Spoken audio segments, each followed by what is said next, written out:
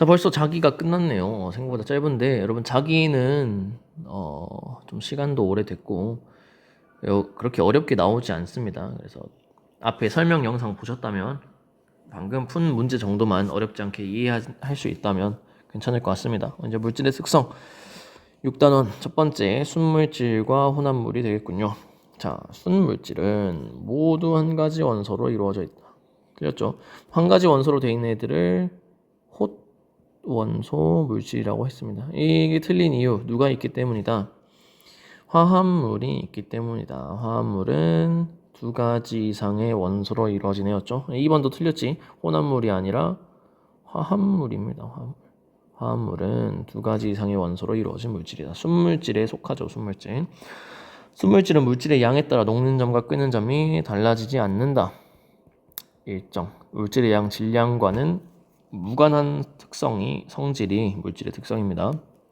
혼합물은 성분 물질의 혼합 비율이 달라져도 밀도가 일정하다. 혼합 비율에 따라 밀도가 의존합니다. 밀도가 영향을 많이 받아요. 그죠? 녹는 점, 끓는 점, 어느 점 비교하면 순물질과 혼합물을 어떻게 구별할 수 있나요?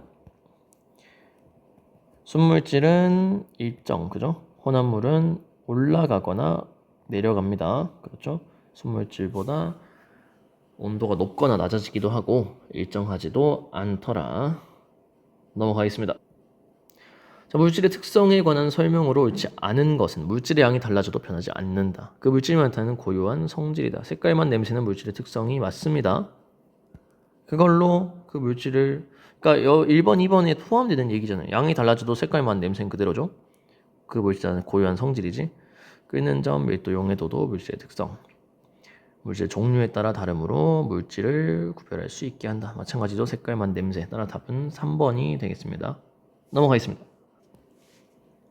밀도에 관한 설명으로 옳은 것을 모두 고르면 단위 질량당 부피이다. 뭐라 해야죠? 단위 부피당 질량이다. 이 비슷한 것 같지만 자, 뭐뭐 당이라고 하면 분모를 의미합니다. 부피가 분모가 되겠죠.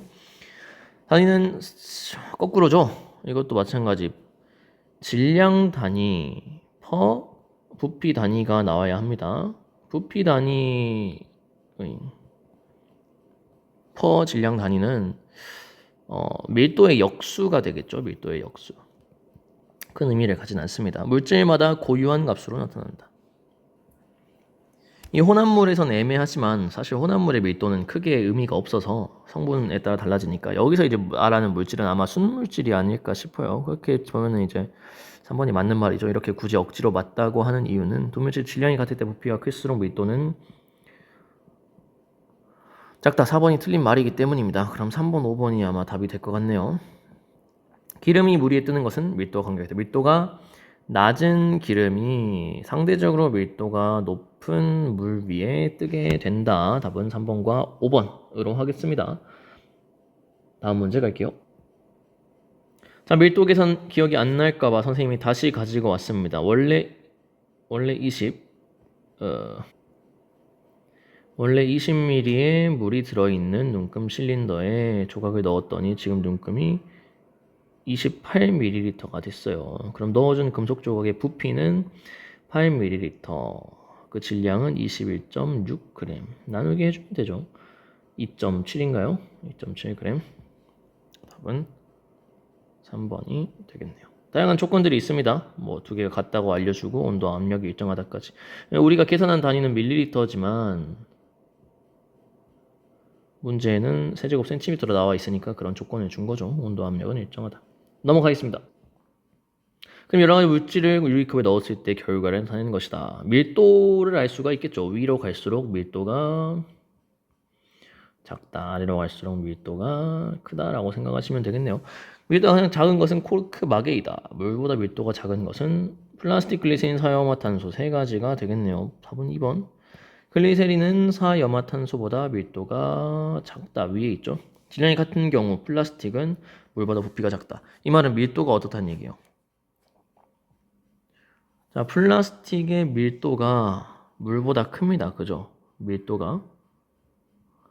그러면 부피가 작은 게 맞죠? 질량 같은 경우. 역수니까. 밀도가 크다면 부피가 작다. 맞는 말입니다. 약 같은 경우 크로크막에는 식용유보다 질량이 크다. 또 마찬가지 식용유가 밀도가 크죠. 근데 질량과 밀도는 비례하니까 선생님이 헷갈렸네요. 그죠? 여러분? 답이 2번이 아니군요.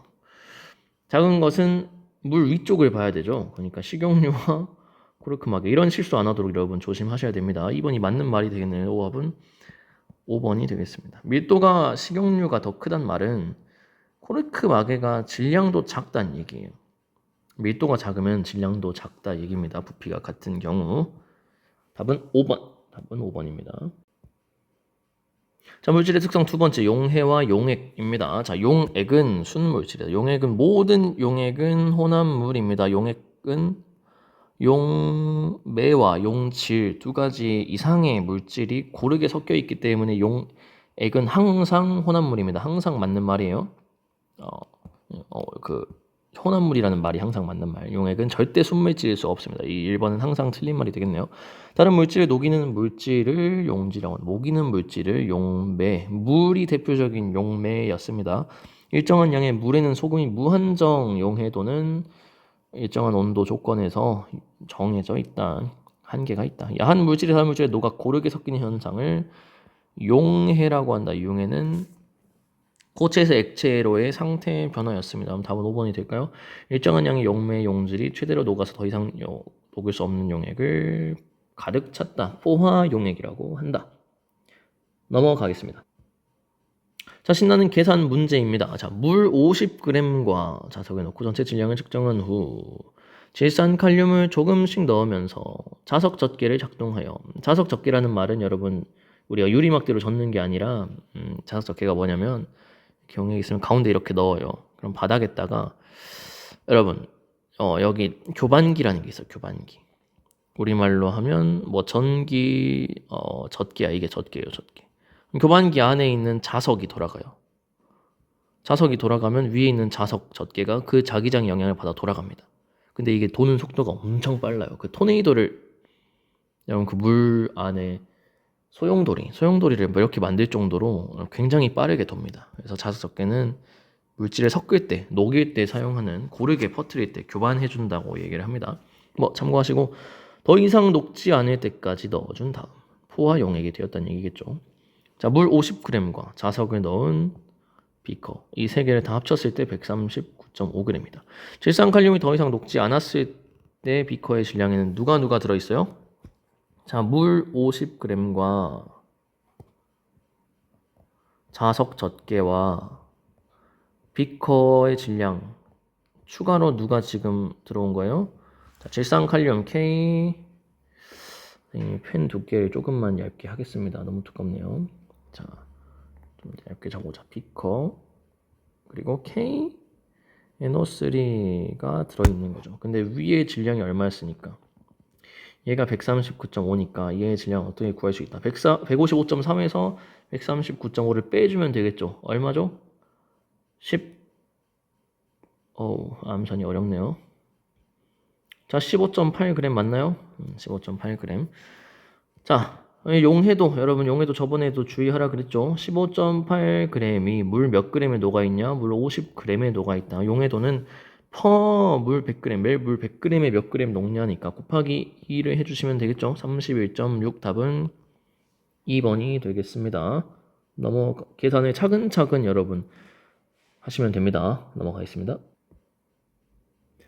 자, 용해도 곡선입니다. 자, 한번 이건 천천히 읽어봐야 될 것 같네요. 자, 온도가 높을수록 질산칼륨의 용해도는 증가한다. 질산칼륨이 여기 있네요. 질산칼륨의 용해도는 온도가 증가할수록 올라가죠. 일반적으로 고체의 용해도는 온도 증가할 때마다 증가한다. 맞는 말이네요.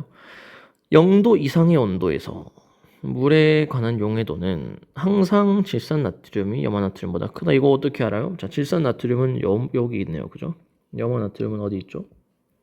여기 있네요. 0도 이상에서 항상 질산나트륨이 더 위에 있죠. 여러분, 크다라는 말은 그래프상에서는 위에 있다라는 말입니다. 그래서 답은 2번은 맞는 말이 되겠네요.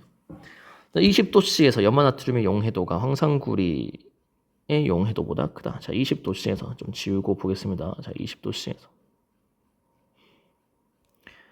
염화 나트륨의 용해도는 약 40보다 조금 덜 되네요. 그죠? 근데 황산구리의 용해도는 약 20 정도 되네요. 염화 나트륨 용해도가 큰 게 맞는 말이 되겠습니다. 40도씨의 물 100g에 40도씨의 물 100g에 질산나트륨 120g. 질산나트륨은 약 100g 정도가 녹네요. 그렇죠?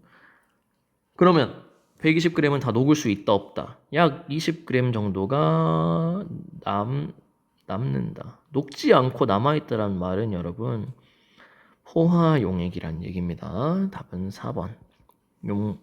용질이 가득 차서 더 이상 녹을 수가 없는 용액, 포화용액이 되겠습니다.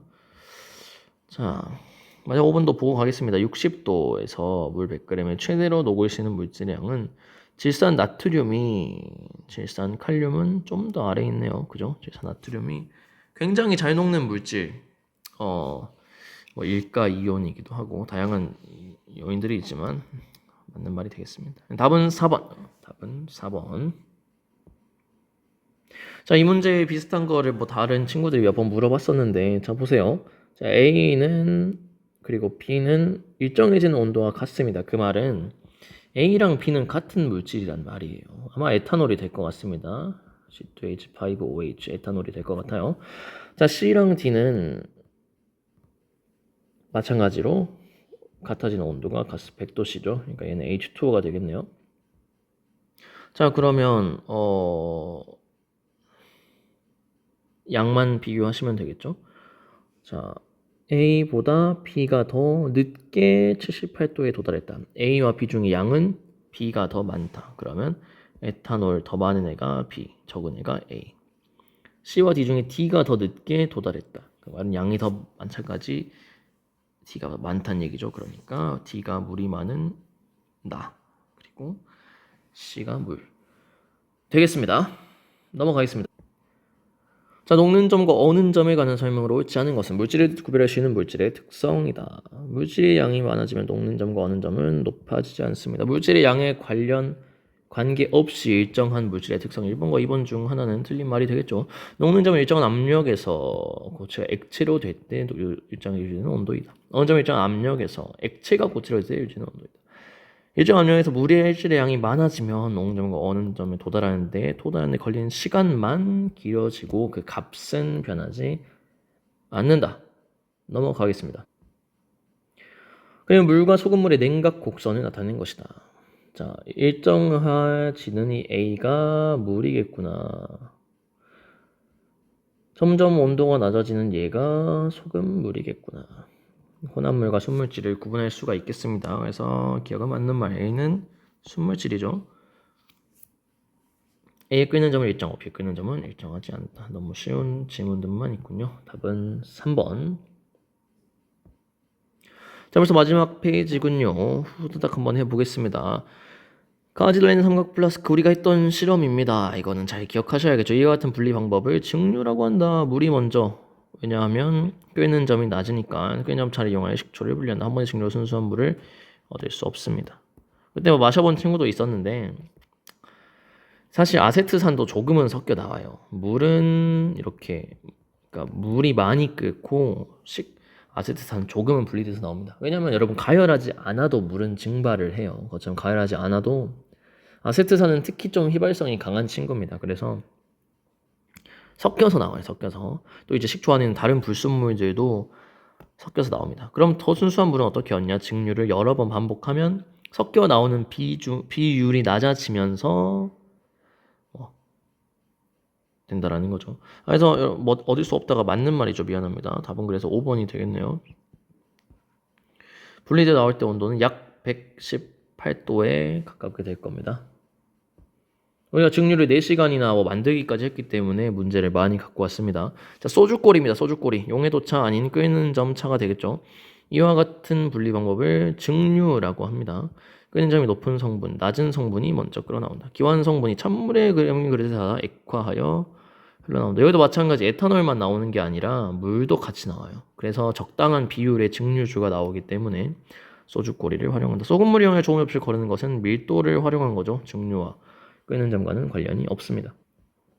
쉬우니까 쭉쭉 가겠습니다. 원유를 분리하는 증류탑. 끄는 점 차다. 증류를 이용한다. 많은 양의 원료를 분리할 수 있죠.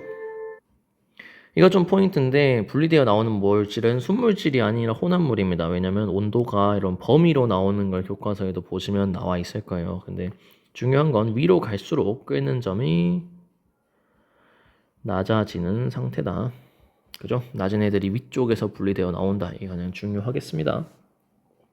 아래 아스팔트는 끓는 점이 너무 높아서 그런 애들과 마찬가지. 얘네들은 각각 순물질이 아니라 다양한 혼합물로 구성되어 있습니다. 자, 마지막 22번입니다. 자, 한번 나름대로 적어볼까요? 자, 바닷물이 빛을 받아.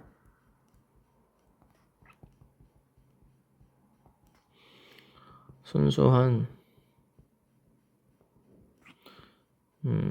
물만 기화하여 유리 지붕에 액화한 것을 모아 식수로 이용한다.